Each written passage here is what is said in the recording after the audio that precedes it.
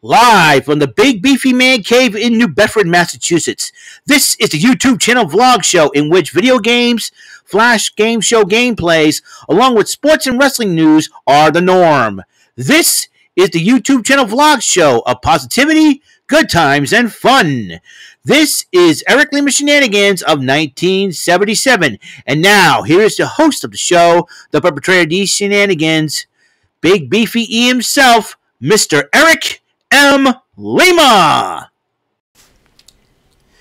Thank you very much, Mr. Announcer, for that lovely intro. Well, hello there, everyone. Welcome to yet another episode of Eric Lima Shenanigans of 1977. That's right. It's episode the 203rd episode of the show, December the 3rd, 2022.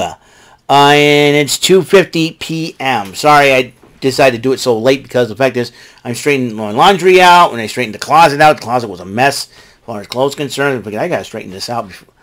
And I'll be making more changes after Christmas, that's for sure, and rearranging the room just a little bit, because I do want to make those changes to make sure that everything is copacetic. So sometimes when you want to reorganize stuff, and it would be very, very helpful. So excuse me, what a day that I have. All right, what a week. Hope you guys are having a good week. We are 22 days away till Christmas and 28 days, in fact, 4 weeks away from the end of 2022. 4 weeks. 4 weeks left of 2022, literally. 4 weeks from today will be the final day of 2022. I'm excited. I don't know what 2023 will bring. Well, one thing's for sure. I am ready for 2022 to be over with. And not to cut it to, it's been a heck of a year. And to the person who's been messing with my friend Jordy Scow by giving him all those subscriptions and all of a sudden taking them back, dude, get a life. Stop messing with my friends. All right? I thought he reached 500 subscribers yesterday, but unfortunately somebody's been playing mind games. Knock it off, please. All right? We need legit subscribers. And to those who are legit channels out there, please, if you're a fan of wrestling, video games, and whatnot, and everything else, my friend Jordy Scow needs 500 subscribers. He's at 489 right now. He needs 11 more. Please go subscribe and be truthful, please. Be real. We're entering a new era here. It's a real era. None of the bull craps. None of the bull crap anymore. Please. Just please go and subscribe to my friend Jordy Scow. I'm putting it out there. I got your back, Jordan. I always have. So, I always have. All right, let's talk about Survivor Series Fallout Part Number 2, the SmackDown side of things. But this time, because of the World Cup going on Fox, FS1 decided to air SmackDown. The Bloodline still feeling very oozy after their War Games win, and addressing the Buffalo crowd. But then the Brawling Brutes interrupted, leads into another match, Sheamus versus Sami Zayn. It was a heck of a matchup. Bloodline got involved, Brawling Brutes got involved, and Sami Zayn took advantage of it. 1, 2, 3. Sami Zayn picks up the win over Sheamus. Legado del Fantasma cut a promo on the SmackDown World Cup Finals, basically Santos Escobar going one-on-one with Ricochet. Heck of a matchup. Santos Escobar says he's going to win. Yada, yada, yada. And they had like this little room with a pool table and a poker table. Now it says Santos Escobar and JBL need a hookup as some kind of business relationship, JB. But then again, probably hearing about JBL's reputation, I highly doubt it. But it would be great though. It would have been great in Santos Escobar's, because he probably says, despite your feelings, I like your style. Who knows? Who knows? I personally would like to see it, but that's okay. Megan Moran, who covers the New England Patriots before she got the job on SmackDown, interviews Kofi Kingston, and he's talking. Xavier Woods is not with him. I don't know why. Possibly because what Imperium did to him and all that. Anyways, so Kofi Kingston said, "I want a challenge," and all of a sudden, Gunther and Imperium interrupt him. Gunther says, "I'll tell you what, you and me one-on-one tonight." Bray Wyatt addresses LA Knight and saying that he did not attack LA Knight. And the mind games do continue. The mind games do continue on LA Knight by Bray Wyatt. Emma was getting ready for a one-on-one matchup against Shayna Baszler. Madcap Moss talked to her at the grill position. Kids, I mean, folks, in real life, they're dating, okay? They're dating in real life. You know what? I'm happy for them. All right? Can't pull wool over our eyes there, Madcap and Emma. Anyways, they're talking about it. Well, what do you think and all that? It's encouraging, and then Emma gives him a kiss. I was like, come on, man. Come on. They're playing, and this is, oh, Jesus. You playing. Anyways, Emma and Shayna Baszler went one-on-one. Baszler beat her by submission with the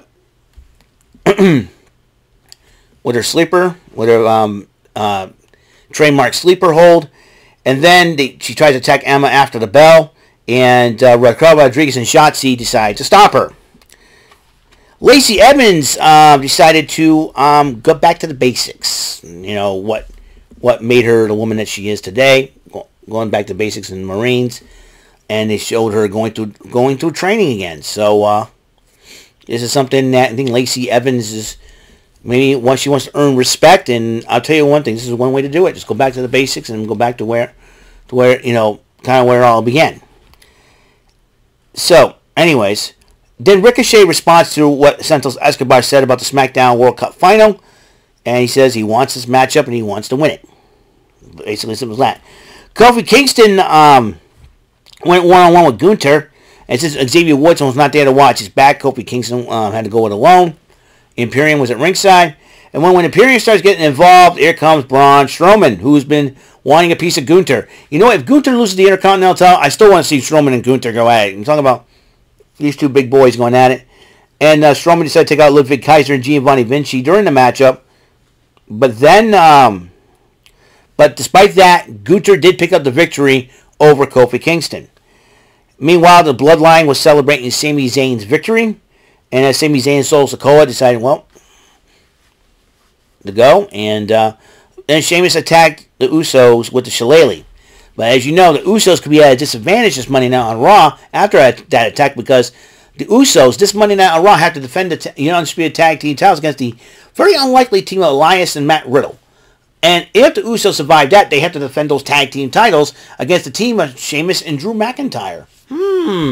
Pretty interesting. The Usos going to be putting through the gauntlet next week. I'll tell you one thing. You talk about weeks before Christmas, man. Let me tell you, it's going to be a lot of fun. Anyways. Damage Control comes out, addresses the Buffalo crowd. They were not very happy about losing War Games and whatnot. But then, Liv Morgan, and then I think before Bayley was dissing the SmackDown Women's Locker Room, Liv Morgan comes out and says, let me address that. She counted 1, 2, 3, 1. Seems fair.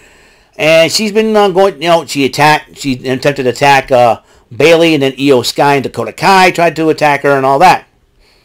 But as we're stopping her, guess who is back? Tegan Nox, the shiniest of all wizards, came out, helped out even score. Remember, she had a history with Dakota Kai, and she's helping Liv Morgan clean house of Damage Control.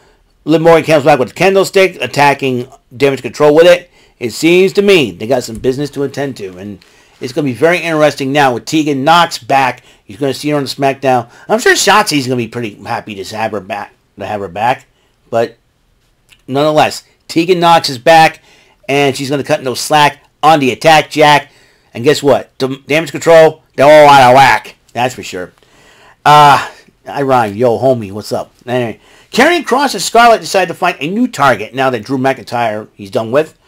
And according to the tarot cards of Scarlett, Rey Mysterio is next on his hit list. It's bad enough that Rey Mysterio has to deal with his son going to the dark side with Judgment Day.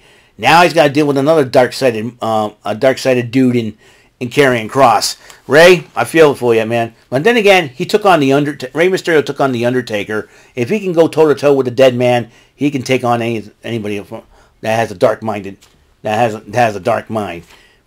But I'm sure Dominic Mysterio will probably stick his nose in his father's business again. This is going to go on until WrestleMania. I'm telling you, WrestleMania, Rey and Dominic will be going at it. I guarantee it. And Uncle Howdy decided to cut a promo on Bray Wyatt. It seems like Uncle Howdy was playing mind games with LA Knight. So it seems like something's going on in the world of Bray Wyatt, and I think LA Knight better be watching his back for sure. But the main event, the SmackDown World Cup Final, the winner of this matchup faces Gunther in 2 weeks for the Intercontinental Championship, Ricochet and Santos Escobar. And it says LDF, Lima Vega was color commentating until she decided to get involved in the matchup. Joaquin Wild Cruz del Toro tried to get involved. Referee ejects all 3 of them from ringside. Santos can't believe it. But it was a one-on-one matchup, and Ricochet ended up winning the match. And then Imperium comes out to confront the SmackDown World Cup winner in Ricochet. And guess what? Ricochet, my man, you are in for the fight of your life in 2 weeks. So you better get yourself mentally prepared. Now let's go to NXT Level Up. Now NXT Level Up basically replaces 205 Live and basically showcases the superstars of NXT that have not got a whole lot of TV time at NXT, and would showcase the skills of the up and coming stars of NXT. You might probably see them on the main NXT show.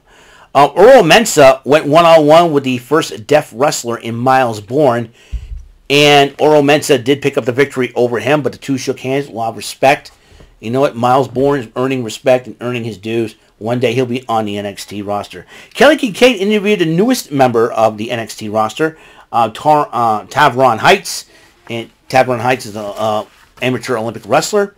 And so he took on Channing Stacks Lorenzo, and Stacks Lorenzo did pick up the victory over the debuting Tavion Heights. Not Tavron, Tavion Heights. In the main event, it's women's action. Thea Hale of Chase U versus Sol Ruka. And Thea Hale, always, she's a little firecracker and always hyper. And it's like somebody got to calm her down. I think you should team her up with Nikki Cross. I think that those two ladies, has a tag team. Nikki Cross and Thea Hale, look out. I say team those two up, and who's going to stop those two ladies if they decide to team up? Nikki Cross and Thea Hale, but who knows for sure. But Thea Hale did pick up victory over the superstar surfer herself, Sol Ruka. It was a heck of a match. Anyways, so episode 203 is complete here of Eric Lima Shenanigans of 1977. SmackDown NXT Level Up Event Center for December the 2nd, 2022. On the next episode, I'm going to talk a little bit of AEW Rampage. Okay? So until then, keep smiling, everybody, and have a great and wonderful day. And until the next episode comes around, Mr. Announcer, please take us home. That is all for today's episode. This is Mr. Lima speaking for Eric Lima Shenanigans of 1977. A Big Beefy E, tour for Bob Saget production, and in association with A Sweet Buffer Raving Dingleberry Telepictures and Distribution. Thank you for watching today's episode of the show. See you on the next episode of the show. Goodbye for now, and have a very blessed day.